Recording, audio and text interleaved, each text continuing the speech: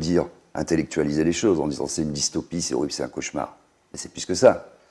Il y a une lutte des classes qui a été réinventée, remise au goût du jour, si j'ose dire. Mais les gens ont perdu des yeux, ont perdu des mains, ont perdu leur emploi, ont été enfermés. C'était quand même incroyable avec Priscilla qui était là chaque fois qu'on voulait manifester, on s'en est pris plein la tête. Et encore nous, on a nos membres, on a nos yeux, on a notre intégrité physique, même si moralement et psychiquement, ça a été difficile. Et professionnellement, n'en parlons pas, on en sait quelque chose. Et donc voilà, le piège, il est là.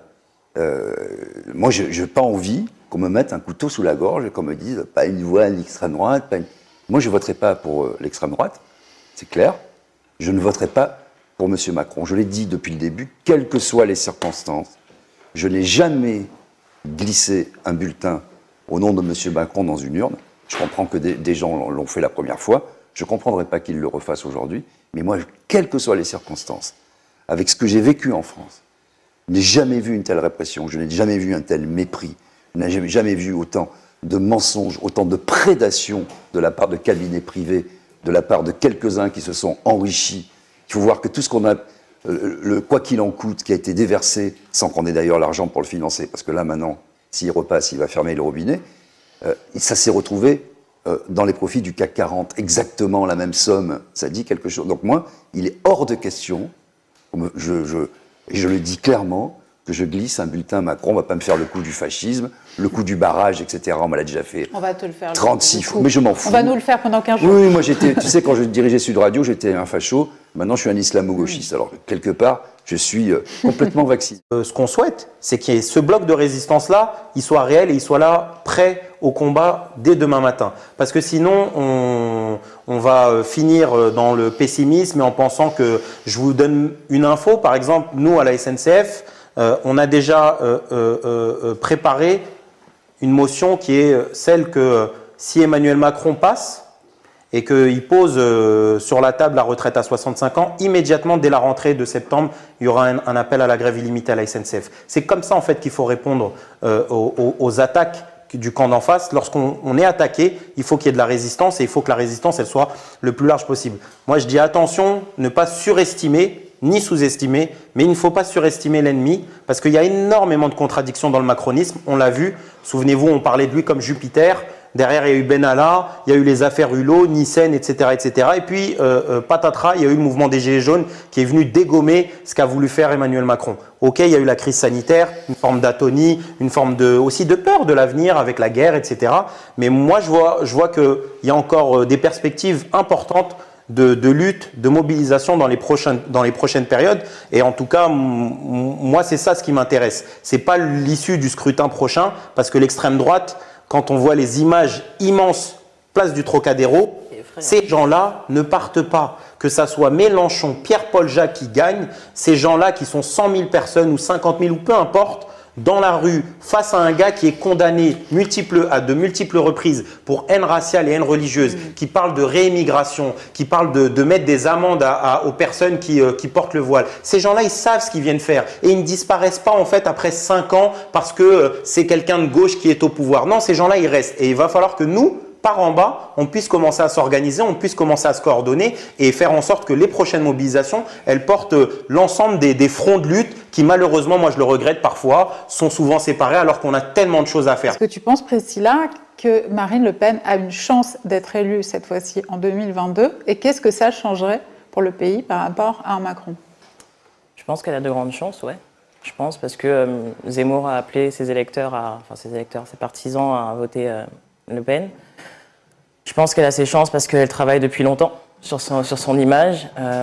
Elle devient limite agréable pour certains, alors qu'elle a un discours... Oui, si on ne l'écoute pas.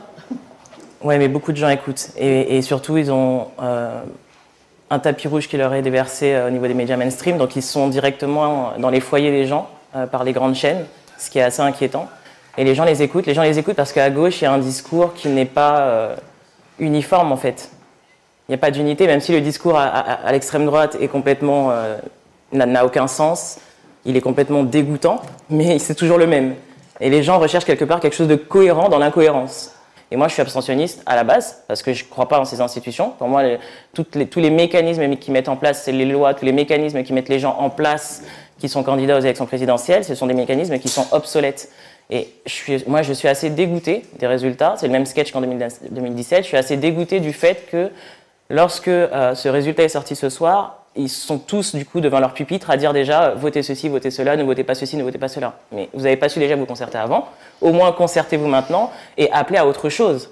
Appelez à ce que ces mécanismes-là qui sont obsolètes, appelez à ce qu'ils soient invalidés, en fait, parce que Macron n'a pas accepté de débat, donc il y a quelqu'un qui arrive en tant que candidat au présidentiel qui n'a débattu avec personne de son quinquennat. C'est quelqu'un qui est responsable de mutilation politique. Ce sont pas les gens qui ont été mutilés dans le mouvement des Gilets jaunes, ce ne sont pas des personnes qui sont allées se battre avec la police et que la police a dû se défendre.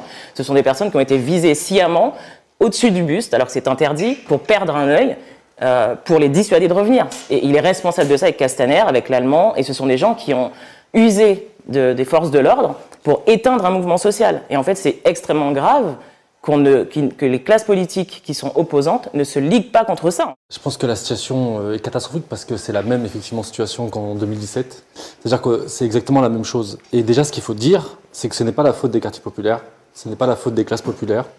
Nous ne sommes pas responsables de cette situation-là, ce n'est pas la faute des mouvements qui ont été importants durant ce quinquennat. En fait. Ici, à QG, comme voilà, je viens souvent ici, on a fait, je pense que QG a participé à ça, a participé à créer le débat dans ce qui n'allait pas dans cette gauche.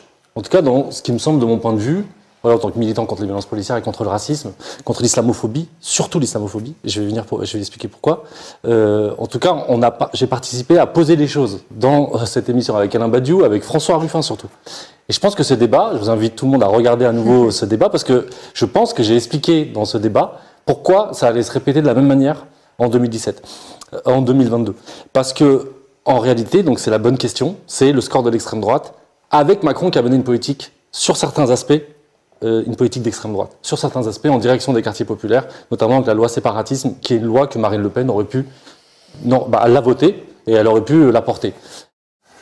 J'avais coché les cases, toutes les cases qui me permettaient d'être candidat, et il n'y avait pas moyen d'en placer une. J'étais mais à l'écart. Je n'étais pas le seul, on était 5 ou 6, la moitié quoi, à l'écart. Il y en avait 5 ou 6 qui étaient invités partout et 5 ou 6 nulle part. Bon, j'ai profité du congrès des maires, pourquoi? Parce que je me suis dit, là ça parle, et puis je me suis dit, là je ne vais pas taper sur de modestes journalistes, les pauvres, qui luttent pour s'en sortir. Là il va y avoir quelques éditorialistes chevronnés, quelques patrons chevronnés. Donc je tape à bloc sur le congrès des maires, et puis après du coup il y a un attroupement de journalistes, et je leur dis, vous êtes devenus aussi lâches que nous, vous êtes des lâches. Voilà. Mais ils ne sont pas forcément tous lâches.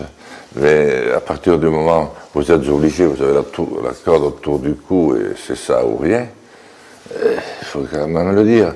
Je l'ai dit, à partir de ce moment-là, ma campagne a un peu démarré. Alors on a dit, c'est bien, c'est mal, il ne fallait pas le faire. Je suis très fier de l'avoir fait. Parce que c'est pas que...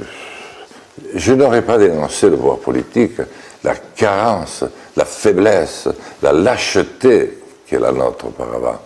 Non, c'est nous qui avons été les premiers à être enfoncés. Mais ensuite, si vous voulez, les autres, si vous voulez, pour sauver sa peau, voilà. Je pense que la stratégie de LV pour ces élections nationales était de toute façon une stratégie vouée à l'échec. C'est une stratégie qui fonctionne aux élections municipales parce qu'elle s'adresse aux électeurs des métropoles, qui sont essentiellement des électeurs d'une classe plutôt moyenne supérieure et éduquée, et à corps électoral constant, c'est-à-dire qu'elle ne va pas chercher les abstentionnistes. Elle fonctionne sur un corps électoral avec des gens qui votent déjà, etc., et qui sont plutôt des inclus. Et là, elle marche, on l'a vu à Lyon, on l'a vu à Bordeaux, on l'a vu à Poitiers, à Tours. Mais sinon, elle ne marche pas du tout. Moi, je suis élue dans une ville populaire, à Melun, où là, Mélenchon a fait 38%, un peu plus de 38% ce soir. Et ELV fait 3%. Donc, on voit bien que c'est un discours qui peut absolument pas générer ou susciter une dynamique qui serait en capacité justement de remplacer la social-démocratie aujourd'hui très affaiblie.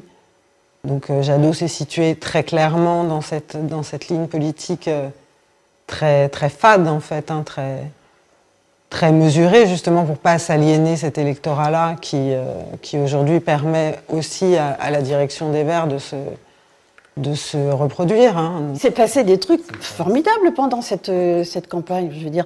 Mais c'est vrai qu'on a eu une sensation de bis repetita, et en même temps, c'est pas du tout pareil, parce qu'autour de Mélenchon, on en pense qu'on veut. Moi, je m'en fous, je fais pas partie du fan club, c'est pas ça. Mais le truc, c'est qu'il a réuni autour de lui une équipe, une analyse, des gens qui sont hyper dynamiques, qui sont jeunes, qui ont plein d'idées. Moi, je les trouve très motivants, et ils sont encore là. On n'est pas morts ce soir, quoi. On y retourne. Évidemment, ça aurait été mieux. Point de vue vraiment de la fille qui ne fait pas de politique tous les jours. Alors, ça m'échappe un peu qu'on n'ait pas été capable, il y a 5 ans, de se mettre d'accord sur une sorte de plateforme commune à tous les candidats de gauche et qui aurait permis de passer le tout petit cap qui sépare du second tour. Quoi. Ça, j'avoue que... Voilà. Os montaños quitan haudosun, men pechon divide mas amoson son. Si canti o che canti, canti pasperio, canti per mio, che io pres Deio. 600 ans, là, c'est l'hymne des Pyrénées, ces montagnes, qui sont les montagnes de l'argent. C'est un chant d'amour, on disait pas tout à fait ça. Ces montagnes s'abaisseront pour me permettre de revoir mes amours. Et après, avec l'évolution du temps, on a dit ces montagnes d'argent s'abaisseront pour retrouver l'homme qui a besoin de retrouver l'homme. Voilà.